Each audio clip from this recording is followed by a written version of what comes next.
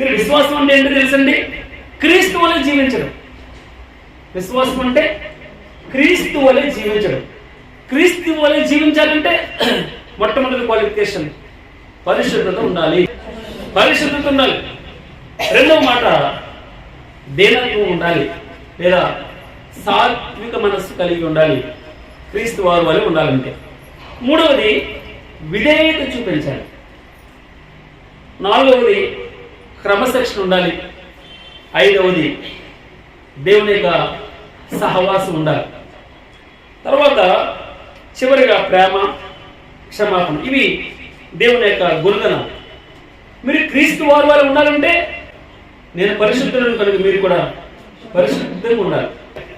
మీ విశ్వాసం వ్యక్తిగతమైనది, రక్షణ వ్యక్తిగతమైనది, మారు మనసు అనేది వ్యక్తిగతమైనది, పాప క్షమాపణ నిశ్చయిత అనేది వ్యక్తిగతం, మారు మనసు అనేది వ్యక్తిగతం.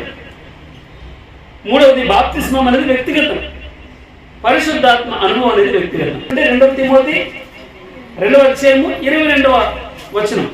యవనస్తులందరికీ, యవనస్తులు కాదు అందరికీ ఏమంటున్నాడు? నీ యవనేచ్ఛల నుండి పారిపోము, పవిత్ర హృదయులై ప్రభువునకు ప్రార్థన చేయు వారితో. ఎవరి గురించి చెప్తున్నాడు?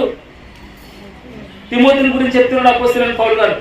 ఓ తిమోతి నువ్వు బలహీనుడు అయిపోతావేమో, గ్రాహిస్తుమా? ఆ మాట తిమోతి అన్న పేరు నీవు నేను పెట్టుకోవాలి. ఓ తిమోతి నువ్వు యవనేచ్ఛల నుండి పారిపోవాలి.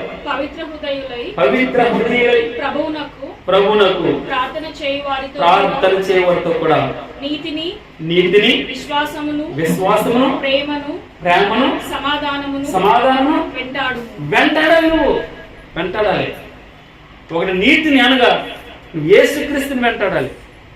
రెండవ మాట విశ్వాసం అనగా ఆయనలో ఉండాలి. విశ్వాసం అనగా ఆయనలో ఉండాలి. మూడవది ప్రేమ, ఆయనలో ఉండాలి. నాలుగవది సమాధానం. ఆయన ఉంటే సమాధానం ఉంటుంది, ఆయన ఉంటే సఖ్యత ఉంటుంది. సమాధానం నీవు వెంటాడాలి. మొట్టమొదట నా నీతిని, నా రాజ్యం వెతకాలి. తర్వాత మీకు ఆటోమేటిక్గా అన్ని దానంతా అదే మీకు వస్తాయండి.